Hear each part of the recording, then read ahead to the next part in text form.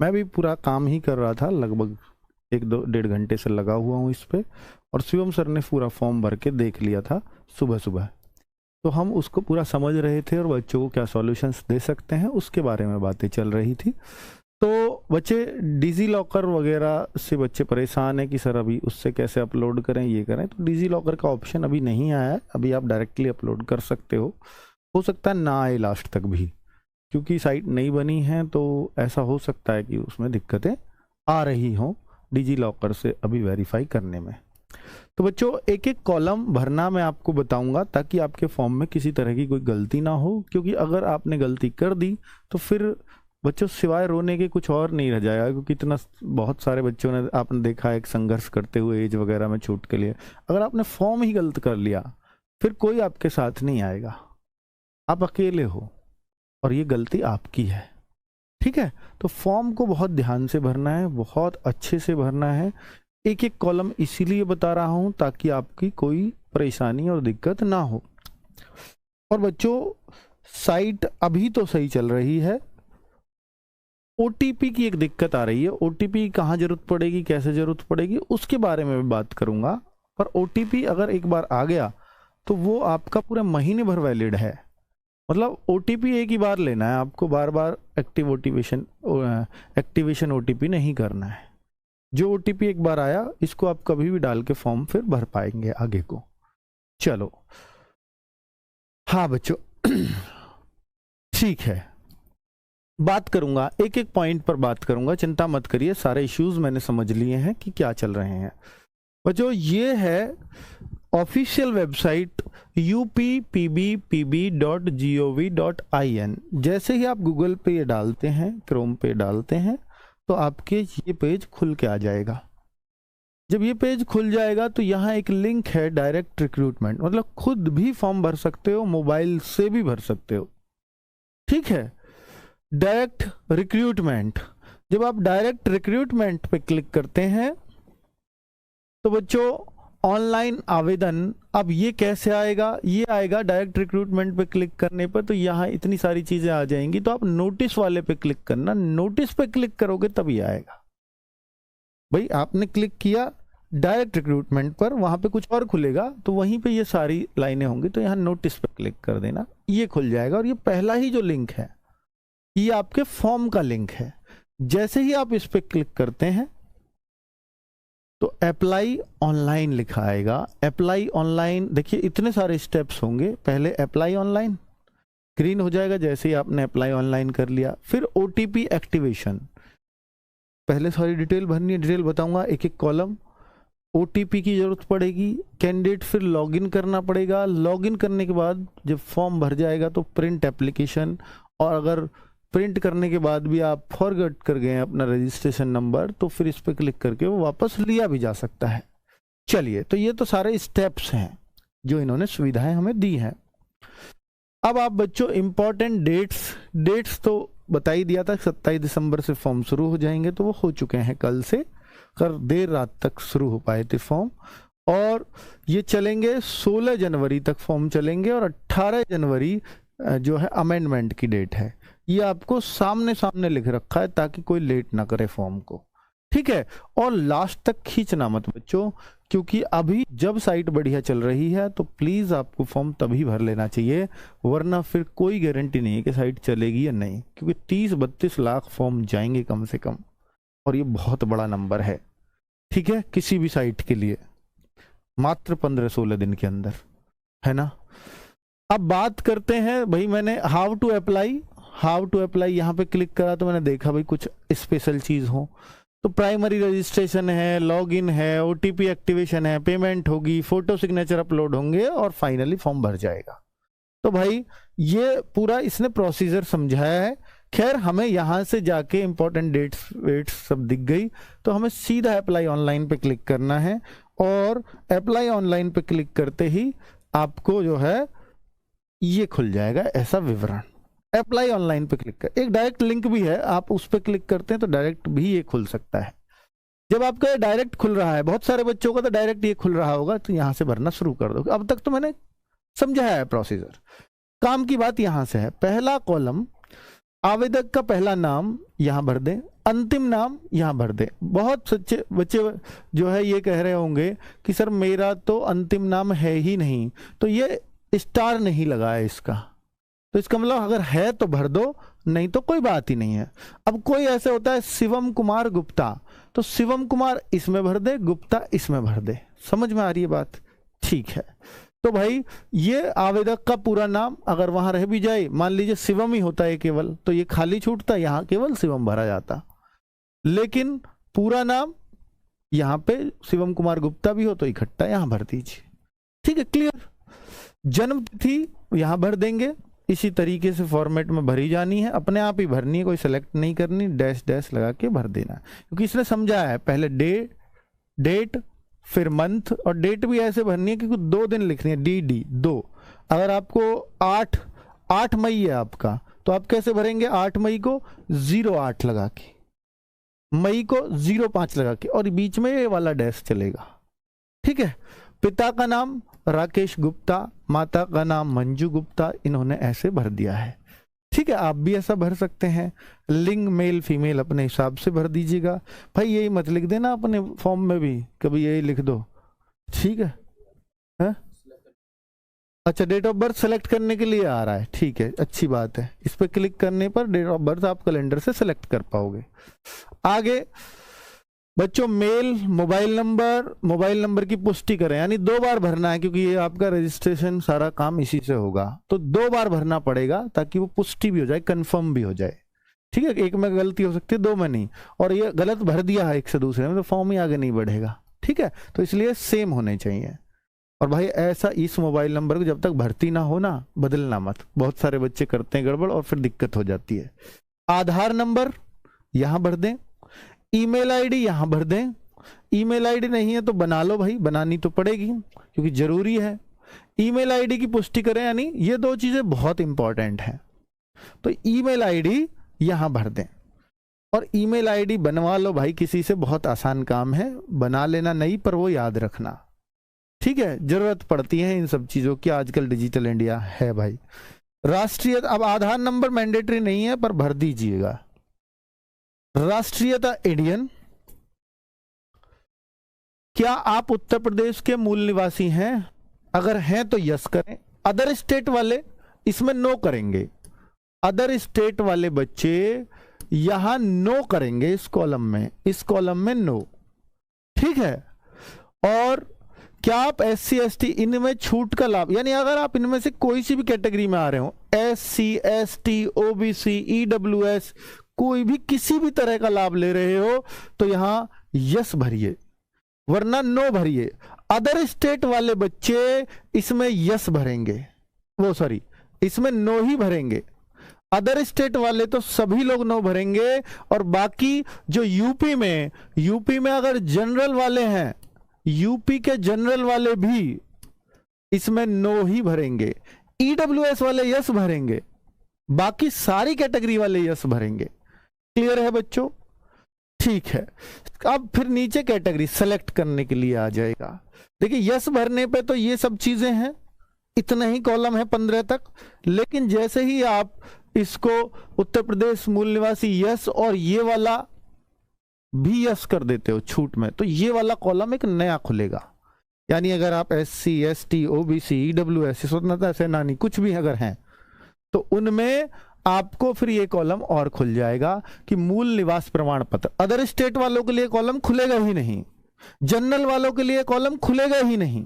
अगर आप general category से हैं तो उनको मूल निवास चाहिए भी नहीं, जनरल कैटेगरी को ना, अदर स्टेट को चाहिए, बाकी सबको चाहिए। तो यहां मूल निवास आपका किसने बनाया है, तो आप देख लीजिए, या तो उपजिलाधिकारी होगा या तहसीलदार होगा, जो भी है वो यहां पे भर दीजिए, सेलेक्ट कर दीजिए। सेलेक्ट करने के लिए आ रहे होंगे। मूल निवासी प्रमाण पत्र निर्गत करने की तिथि मूल निवास को, वो उस पर एक डेट होती है, और ये जरूरी नहीं है कि 1 अप्रैल 2023 के बाद का हो, ये पहला भी चल जाएगा, और पहला भी हो 2021 से, वो भी चल जाएगा। ये मूल निवास पुराना भी चलेगा। मूल निवास प्रमाण क्रम संख्या, डोमिसाइल सर्टिफिकेट, सीरियल नंबर, वो भी लिखा होगा, उसको भर दीजिएगा, काफी सारी डिजिट होती हैं उसमें। आप अपना गृह जनपद जहां से मूल निवास बनवाया है वो भर दीजिए। ठीक है। अदर स्टेट को और जनरल को ये कॉलम खुलेगा ही नहीं, क्योंकि आपने छूट में चाहते हो यस किया, इस वजह से ये कॉलम खुला है, ठीक है, वरना 14 का बी कॉलम नहीं आएगा। 15वां, कैटेगरी जनरल अगर आपने भर दी तो क्या आप स्वतंत्रता सेनानी पर आश्रित हैं, तो भैया जनरल हो तो नो करना है भैया यहाँ पे सब, कि अगर हैं तो भर दीजिए, नहीं है तो नो भर दीजिए। तो इस तरह, क्या आप उत्तर प्रदेश राज्य सरकार के कर्मचारी हैं, नो है तो नो करिए। क्या आपने होमगार्ड में न्यूनतम 3 वर्ष सेवा दी है, नो है तो नो करिए। क्या आप भूतपूर्व सैनिक है, यस हो तो यस कर दो, नहीं तो नो कर दो। बहुत ही आसानी से ये फॉर्म आपका भर जाएगा। हाँ, एक आपका श्रेणी में और आएगा 15वें वाले कॉलम में, जनरल भर दिया तो सिर्फ ये भरना है, लेकिन अगर आपने जनरल की बजाय कोई और कैटेगरी सेलेक्ट कर दी, ईडब्ल्यूएस, ओबीसी, एससी, एसटी, तो ये कॉलम खुलेगा। ये तो नो ही भरने हैं तब भी, लेकिन ये कॉलम खुलेगा तब जब आपने जैसे ऊपर, तब वो खुला था जब आपने ऊपर यस भरा था, ये वाला। ये नो भरोगे ये नहीं खुलेगा। ये आपने जनरल भर दी, अदर स्टेट वालों को सबको जनरल ही भरनी है। अदर स्टेट वाला कोई एससी, एसटी, ओबीसी कुछ नहीं भरेगा, वो जनरल ही भरे। ये ध्यान रखना बच्चों, ठीक है, क्योंकि उसने पहले ही पूछ लिया क्या आप उत्तर प्रदेश के मूल निवासी, आप नो कर दो, आपका शायद ये तब भी नहीं खुलेगा, है ना। चलो, बाकी आप यूपी के हैं, ईडब्ल्यूएस, ओबीसी, एससी, एसटी कुछ भी हो तो भाई ये आपको यहां पर ये सारी डिटेल डालनी होंगी।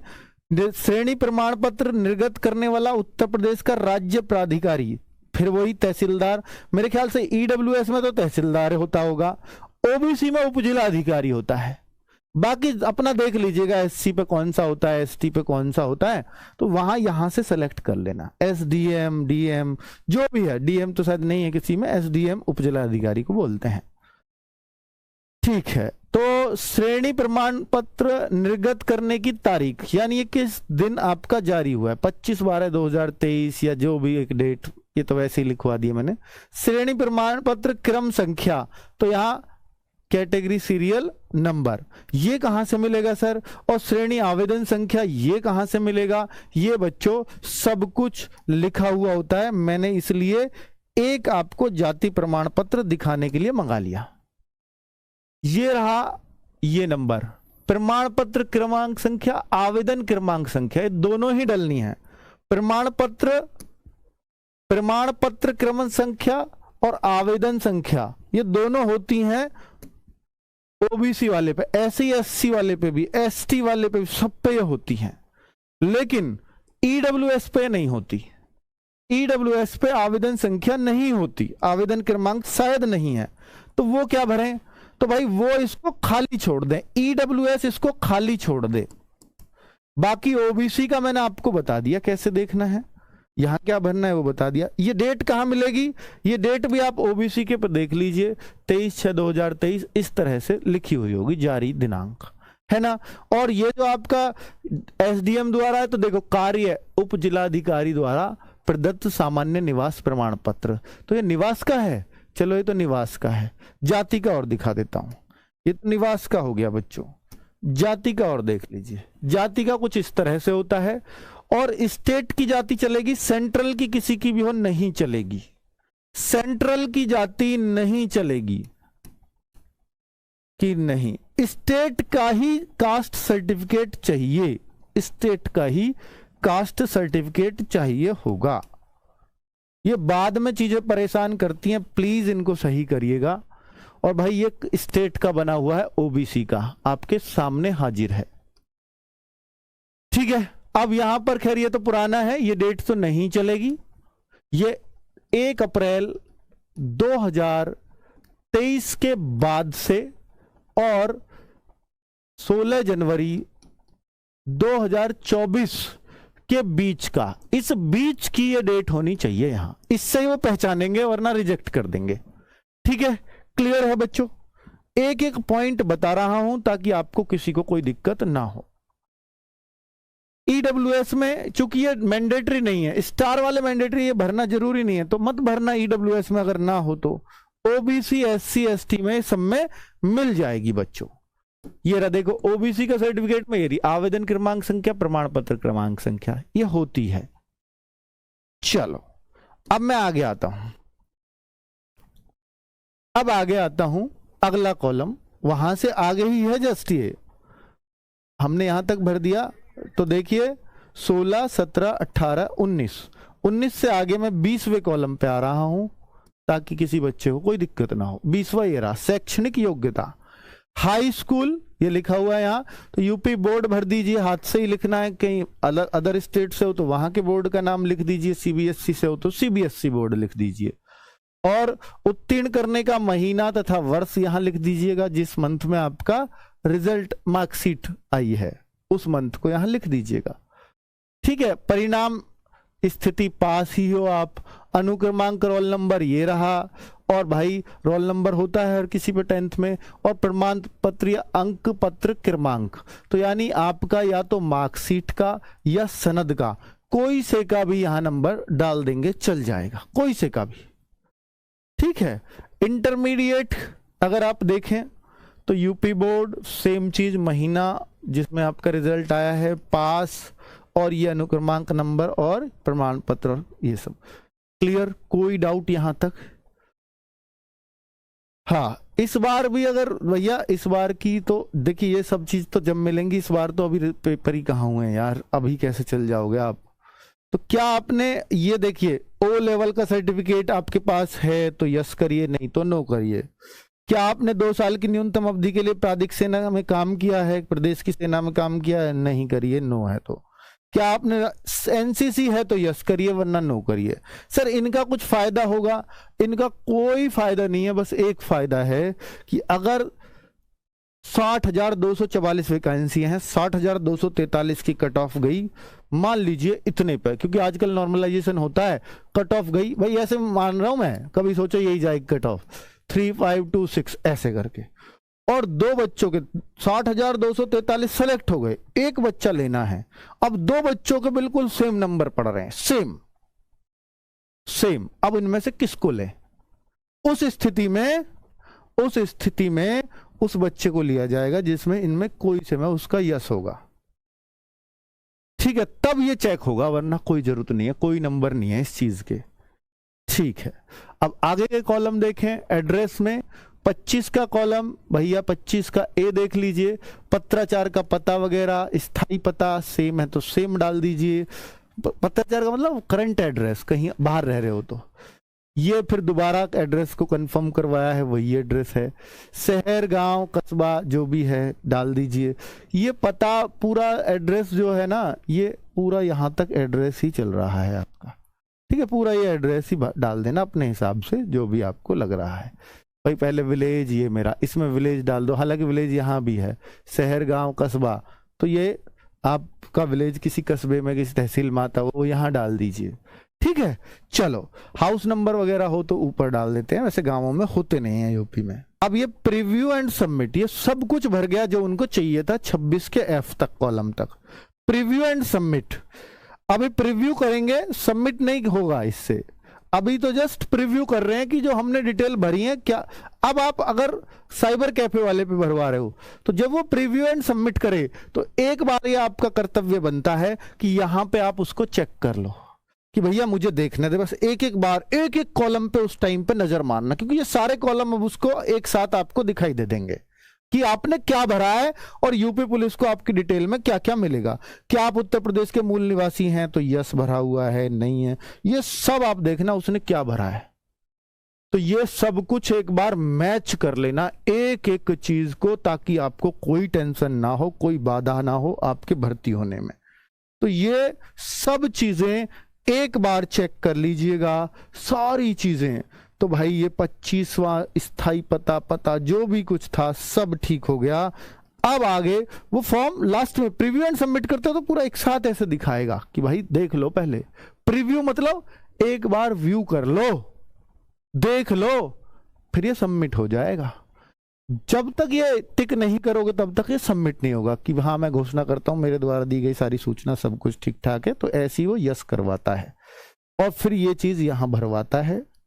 और कैप्चा जब आपने भर लिया, सबमिट एंड नेक्स्ट, सबमिट कर दिया, समझ लो हो गया काम। जैसे ही सबमिट एंड नेक्स्ट करोगे तुरंत रजिस्ट्रेशन नंबर आ जाएगा, यानी अब यूपी के पास, भर्ती बोर्ड के पास आपकी डिटेल्स इस सीरियल नंबर से पहुंच चुकी हैं। अब आप आगे, अब वो आपसे फीस लेंगे, फीस के बिना अब ये नहीं है कि फॉर्म भर गया, नहीं, अब उनको कुछ चाहिए भी तो भाई, हमने बहुत मेहनत की है, उन्होंने बहुत मेहनत की है, उसके लिए वो आपसे कुछ चार्ज करेंगे कि उनका खर्चा भी आएगा आपका एग्जाम कराने में। Activate through OTP, activate through OTP जब आपका क्लिक करेंगे तो यहां पर सभी कैटेगरीज के लिए फीस है ना वैसे तो, हाँ 400 रुपये। तो भाई जैसे ही आप एक्टिवेशन थ्रू ओटीपी करते हैं तो ये ओटीपी जो आपने ईमेल डाला था वहां पे रजिस्ट्रेशन नंबर और ईमेल हमेशा के लिए सेव हो जाएंगे। ये ओटीपी भी वहां आएगा, ये ईमेल भी। लेकिन कल का ये फॉर्म भरा, ओटीपी आज सुबह आया, सुबह दोबारा भरा, सुबह ही आया, ओटीपी आ रहा है 4-4, 6-6 घंटे बाद, हो सकता 8-10 घंटे बाद, हो सकता आगे और भी टाइम बढ़े। इसलिए भैया ओटीपी एकदम से नहीं आ रहा है। पर ये ओटीपी जो आ रहा है ये ऐसा नहीं 2 मिनट की वैलिड है, 5 मिनट की वैलिड है, 10 दिन की वैलिड है, पूरा जब तक आप फॉर्म भरेगा 16 जनवरी तक वैलिड है। एक ही बार आ जाए बस कैसे भी करके, ठीक है। तो ओटीपी इस तरह का उन्होंने लगवाया हुआ है। तो ये आपकी डिटेल भी भर गई, ओटीपी भी आ गया। अब आपसे आता है कि भैया आप लॉग इन कर लीजिए, ओटीपी एक्टिवेशन कर दीजिए कि भैया ये आ गया। कैसे आएगा ये ओटीपी एक्टिवेशन बच्चों यहीं से, एक्टिवेट थ्रू ओटीपी। जब आप इस पे क्लिक करेंगे तो सीधा, मैंने बीच में बस ईमेल का दिखाया कहां आता है ओटीपी, ये पेज खुल जाएगा। रजिस्ट्रेशन नंबर वो आपकी मेल पे भी गया, वो नोट भी कर लीजिए वहीं, डेट ऑफ बर्थ जो आपने डाली थी, और ये आपका 4 अंक का ओटीपी आ जाएगा, और ये यहां डाल के एक्टिवेट कर दें। एक्टिवेट जब आप कर देंगे तो भाई साहब ये क्या, क्यों दोबारा क्यों कर दिया भाई हमने, ये हाँ इस तरह से आएगा, your registration is activated, you will now be redirected to log in page. अब वो लॉग इन पेज पे दोबारा से ले आएगा आपको, registration number, date of birth और एक कैप्चा यहां आएगा, वो डाल दीजिएगा। यहां आता है वो कैप्चा, यहां दिख नहीं रहा, ठीक है, ये आ रहा, इस तरह से डाल दीजिए। डाल के अब आपसे बोलेगा 400 रुपया अब दे दो, पे नाउ।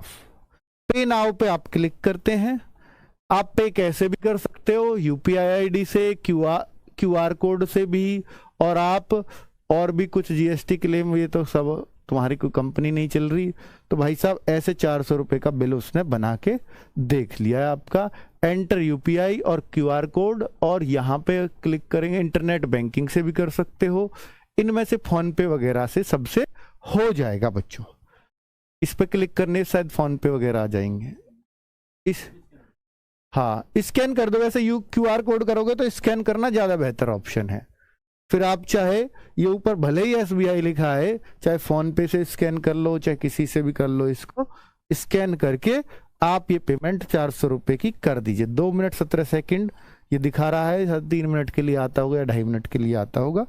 स्कैन करके अब आपका ये अगला पेज तभी खुलेगा, जब ही खुलेगा जब आप वो पैसे पे कर देंगे। तो आपके अब अपलोड करने का काम शुरू हो गया, फोटोग्राफ का, सिग्नेचर का, और आपके जो है डॉक्यूमेंट्स, हाई स्कूल का, 12th का, और क्या, और बच्चों डोमिसाइल, ओबीसी, ये सब, ठीक है। तो 10वीं का ये लिख रहा है, 10वीं का यहाँ करिए। तो अब बच्चों ये अपलोड, पहला चूज फाइल क्लिक करेंगे, आपके फोन में फोटो हो या कहीं भी हो, नेट वाला तो पता ही है उसके वहां पे होगा, आप फोटो देते हो तो वो स्कैन करके यहाँ अपलोड कर देगा। फोटो के पीछे जो है बैकग्राउंड या तो व्हाइट हो या ग्रे हो, ये ध्यान रखना, ठीक है। फोटो ये भी परफेक्ट आना चाहिए इस कॉलम में। और ये जो है ये बच्चों गलत साइन स्कैन किए हुए हैं, ये ब्लैक इंक से होने चाहिए। आपके जो साइन है वो ब्लैक इंक से होने चाहिए, ये बात नोटिफिकेशन में लिखी हुई है। अब आप कहो सर ब्लू के क्या रिजेक्ट हो जाएंगे, वैसे ऐसा तो नहीं है कि रिजेक्ट हो जाएंगे, पर ब्लू के उतने साफ आते नहीं है, उनका लॉजिक ये है, ठीक है। जब आप प्रिंट निकालोगे ना एप्लीकेशन का तो ब्लू के कई बार आते नहीं है बढ़िया से, इसलिए वो सलाह देते हैं कि ब्लैक से करो। बाकी जिसके ब्लू के भी है कोई ऐसी बात नहीं है कि वो रिजेक्ट हो जाएगा, ठीक है। तो ब्लू इंक से होने चाहिए। और वो सॉरी ब्लैक इंक से होने चाहिए। चूज फाइल इंटरमीडिएट की फिर अपलोड कर दीजिए। अपलोड करोगे तो ये ग्रीन टिक आ जाएगा, समझ लीजिए अपलोड हो चुकी है। री अपलोड लिखा आ जाए तो समझ लो ये भी अपलोड है, ये दिखने लग जाएंगे यहां। ठीक है। हाँ, अब डिजी लॉकर से, तो डिजी लॉकर का एक ऑप्शन है, डिजी लॉकर के माध्यम से प्रमाण पत्र अपलोड करने का लिंक शीघ्र उपलब्ध होगा, यानी अभी ये उपलब्ध नहीं हुआ है तो आप तब तक इनसे ही अपलोड करके अपना काम फिनिश करो, फिर भैया करते रहना। ये हस्ताक्षर की जो बात है नोटिफिकेशन में लिखी है, इसी प्रकार अभ्यर्थी इतने इतने लंबे चौड़े कागज के टुकड़े पर काली शाही से पूर्ण हस्ताक्षर बनाकर, ये काली शाही यहां पर लिख दिया बच्चों इन्होंने, इस वजह से मैं आपको बता रहा हूं, जेपीजी इस फॉर्मेट में साइन करते। ठीक है, ये जेपीजी सब जो जानते होंगे, जो खुद फॉर्म फिल करते रहते हैं, उसकी कोई टेंशन नहीं है, जेपीजी में ही बनाता, पीडीएफ ना हो बस। वो हाई स्कूल का हो गया, 12th का हो गया, ये क्या है आपका SC ST OBC का प्रमाण पत्र अपलोड कर दीजिए फोटो खींच के, फोटो जेपीजी होता है बच्चों। आप मूल निवास प्रमाण पत्र यहां अपलोड, ये सारे डॉक्यूमेंट्स अपलोड हो जाएंगे। डिजी लॉकर का ऑप्शन अभी अवेलेबल नहीं है, हो सकता है हो जाए थोड़ी बहुत देर में, तो फिर वो वेरीफाई कर लेगा, ना हो तो ना हो, तब तक आप ऐसे ही करते रहिए। ठीक है, डिजी लॉकर नहीं हो तो अच्छा है भाई, कर दो ऐसे ही अपलोड। ये फिर टिक मारिए, final submission and next print application पे जा सकते हैं। ये आपका फॉर्म पूरी तरह से फिलअप हो गया, यू हैव सक्सेसफुली कंप्लीटेड, ये जरूर लिखा जाना चाहिए, your application to Uttar Pradesh police recruitment and promotion board, please mention your registration number in your future correspondences। ठीक है, please check the site for any update. काम आपका कंप्लीट, आपको प्रिंट एप्लीकेशन करना है और अपने पास रख लेना है सेफ, ऐसा एक प्रिंट एप्लीकेशन आ जाएगा आपका, फोटो साइन सब कुछ। हाँ, ये वो कॉलम है लास्ट में कि अगर आपका फॉर्म दोबारा भर जाओ, कि ये नोटिफिकेशन में लिखा है कि मैं तो दोबारा भर सकता हूं, लेटेस्ट वाला ही मान्य होगा, तो भाई दोबारा भरने पे जब आप कर रहे हो ना, तो your details already registered with this notification, आप करेक्शन कर सकते हो, दोबारा नहीं भर सकते, और करेक्शन भी बाद में होगा, अभी नहीं। ठीक है, दोबारा का में ये केस आ रहा है, आप मोबाइल नंबर ईमेल भी अगर चेंज कर दो तब भी ये केस आ रहा है, क्योंकि वो आपकी डिटेल से फॉर्म को पकड़ रहा है कि आपने पहले भर दिया है। तो बच्चों मेरे ख्याल से आपके सारे डाउट्स क्लियर हो गए होंगे, फॉर्म को भरने से संबंधित एक एक बात मैंने बता दी है।